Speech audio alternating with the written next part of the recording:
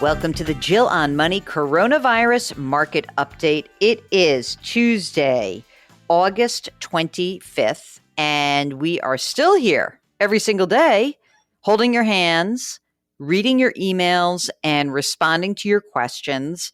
We started doing this a while back on March 14th, to be precise. And I don't know if we've had a day where the emails started to diminish. Have we, Mark? Has there been any drop off from this deluge that have come pouring in since the beginning of the pandemic? Zero drop off, he says. So for the time being, we're going to keep doing this. Mark may at some point, if he ever actually cares about me, will read the questions and help me answer them as well. But, I think that he kind of loves this idea of being the mysterious man. He's been on microphone twice, Mark. Oh, yeah. I think you were on the radio show. That's right. Maybe we're going to have to do something to change that. Maybe post Labor Day, he says. All right. We'll let you know. At least once. Maybe. If you have a financial question, send us an email. Our email address is askjill@jillonmoney.com. Oh, I love this email already from Ben because there's a little mini spreadsheet embedded in this. I love this. Okay. Ben writes, I'm a newer listener. I first discovered you from NPR's Life Kit podcast and then read, okay, listen to your book. Now I'm a regular listener to the podcast when taking our dog Dozer for a walk. Photo below. Oh man, Dozer's got some great ears. First question. We've been listening to the podcast. We've been thinking about refinancing our mortgage. And then today, our original lender, Wells Fargo, bought our mortgage after we closed, reached out about refinancing. If I'm understanding the concept and doing the math right, as long as we stay in the house for 2.5 years, we'll save money. Should we refinance? Our current mortgage, 4.25%. We were quoted 3.125%. We both have credit scores in the 800s. It's higher than when we originally bought the home. A little bit more. I'm 37. My wife is 34. We live in Washington, D.C. We have our fur child and no actual kids. I work with retirees. My wife is an attorney. We're lucky to have our health, still be fully employed, and working from home. Our combined household income is now $374,000 before taxes. We currently have $60,000 in emergency savings, which is roughly 6 months of expenses. We also have $170,000 in retirement savings, plus I have vested in my pension at work. Admission. Okay, we did a dumb thing. When we bought our house 3 years ago, we took out a home equity line of credit. In our defense, we hadn't listened to your book yet because we didn't have enough in savings for the down payment. We've been aggressively paying it off this year, $27,000 in this year alone. Okay, so here we have the debt table. Mortgage is $600,000 at 4.25. Home equity loan is about $55,000. Then there's a law school loan, $185,000, a car loan, 2.9. Total debt, $855,000. When you put it at like that, it makes me kind of nauseous. We're planning on staying in our house for the next 4.5 years, if not longer. We're not planning on having kids. I max out my 401k. My wife is currently contributing $15,000, but this will increase when we pay off the home equity line of credit. Should we focus on paying off the home equity line of credit or increase our emergency savings? Right now we're paying more on it, but part of me wants to get to 9 months emergency savings sooner rather than later. Since if something were to happen, we could reduce our HELOC payments to the minimum, whereas my wife feels we'd be paying interest to save money and we wouldn't be paying down the HELOC. Thanks in advance. Okay. One thing I don't think you told me is how much the house is worth. So here's my question to you. Has the house gone up in value? Because if that is the case, what I would encourage you to do would be to take the mortgage and the home equity line of credit and wrap it into one loan. In other words, you would have about a $650,000 mortgage. And I think because you're in DC, that would not even put you in a jumbo mortgage because the jumbo limit is usually higher in higher cost areas. So I would wrap those two together and refi and stretch it out. Make it a 30-year loan, okay? Even if you say that you're going to stay for the next 4.5 years, I'm guessing, if you could stay longer, that would be better. Then you would have one note at a lower interest rate. Hopefully, you would actually have a little bit lower monthly payment. Your wife could keep paying the refinance student loans. 3,600 bucks a month, they're paying that off in over 4 years, which is great. And when, over the next 4 or 5 years, you'll have the mortgage, which is now wrapped up in the home equity. You'll have the law school debt paid down, and then you can kind of ramp up all of your other savings. As far as putting a little bit more towards your emergency reserve, I guess you could. I'm not wildly concerned about that. Let's see how much you would save by wrapping the mortgage and the home equity line of credit into one note. Now, if you can't do that, follow up with me and let me know. Good luck, Ben. Thanks so much. Okay. This is from Ron. Ron's subject is financing a home purchase. Hi, Jill. Your show and resources are so helpful. Thank you. Okay. I respect your knowledge and experience and would appreciate your opinion on a house purchase. I'm 64, single, and retired. I'm thinking of buying a brand new townhouse with cash for $304,000. But doing so would leave me very little available cash in my portfolio. My current financial situation is as follows: about $813,000 in a rollover IRA, which I do not plan on touching until I am required to take distributions in the year 2027. Next, I have 662,000 in taxable no-load mutual funds and another 200,000 in Roth IRAs.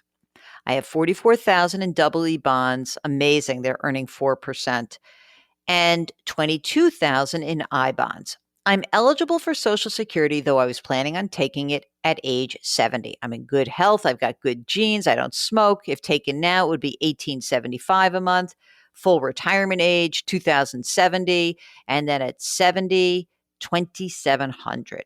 Lastly, there's 270,000 in a money market account, which I would use for the home purchase. Obviously, I need another 34,000. I was thinking of redeeming I bonds and taking 12 grand out of the Roth IRA. This method would leave me no cash cushion, which I normally like having. Okay, I want to keep my taxable income under 40 grand this year to take advantage of the 0% rate on long-term capital gains when withdrawing money from the taxable accounts. In addition, I'm going to convert 5 grand from the IRA to Roth IRA later this year. Another approach would be to withdraw 100,000 out of the Roth, use 200 from the money market account, which would leave 70 in cash. I'm impressed how you analyze financial situations and offer wise strategies. Well, let's see how wise I can be right now. If you're trying to keep your income down, I'm not sure that redeeming your bonds is going to make sense because remember, all of that accrued interest is going to be taxable to you. So that doesn't seem to make a lot of sense to me. Why don't you do this? If you're instead of like freaking out, why don't you just sell some of the assets in the taxable no load mutual funds? Maybe take some money off the table. I'm sure that you've paid, a good, you've seen a nice ride here. And then you could reduce that allocation to more like 60/40, especially as you get a little bit older. So I think what I would do is I would take the money that I needed to buy the townhouse, mostly from the no load mutual funds, and then some cash, and make sure you leave yourself enough cash. Don't touch the Roth. I don't think you should actually redeem the I bonds or take money out of the Roth. I think that if you took, say, out of the cash account, if you took some of the money from the cash, some of the money from the portfolio, that would be fine. So even if you said, a year's worth of expenses, he says, is $32,000. He doesn't spend any money hardly at all. So here's what I will do. I think why don't you take 150 or 200 grand out of the money market, take the rest out of the portfolio and call it a day. Okay. And that should be fine. I think that that's a pretty good game plan. I don't love the idea of like burning off your cash, but on the other hand, you actually have a ton of money relative to your expense level. So I think that you'll be in just fine shape, really. So thank you for writing, and I hope that that's wise enough advice for you. Okay, Jesse says, I love the show. I appreciate your advice. I have a question regarding universal life insurance policy. My husband is a self employed general contractor. His disability insurance premiums are very high, and the benefit is low because of his profession. Our insurance broker suggested using a universal life policy with an extended care rider that would pay out if he were to become disabled. We typically have avoided universal life policies because we don't think they're good investments. But in this situation, the premium is much lower, 33% lower, and the monthly benefit is much higher. Have you heard of this strategy? Is it a good move? Are there any caveats or gotchas we need to consider? Thank you. Well, Jesse, I have heard about these, and it can be a good way to, what the one time I actually think permanent life insurance can be helpful is a way to create sort of a hybrid product with either disability insurance or long term care insurance. Here's the gotcha that we need to find out. Number one, how much does it cost? What is the fee to own this policy? Number two, what do you do with your existing disability? Should you keep it? Should you have because it's really hard to qualify for new disability insurance. And number three, I would really want to know, what is the rest of your asset base look like? Because is there some way that you can self insure? Those are sort of the big picture ideas that I would want to think about before jumping into what is usually an expensive product, universal life. Okay. Judy writes, love your daily podcast, read your newsletter faithfully. I haven't heard you address this aspect of doing Roth conversions when retired. My spouse and I, both 67, were late to retirement planning, though not to retirement saving. We have 90% of our money in tax-deferred accounts, totaling $2.5 million.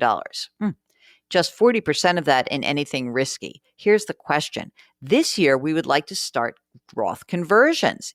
Isn't there an effective ceiling on Roth conversions? If your modified adjusted gross income is over $174,000, there's about $1,000 penalty in yearly premiums per couple when it comes to Medicare Part B. And if your AGI is over $150,000, won't you have to give back the $2,400 stimulus check or portion thereof for a couple? Thanks.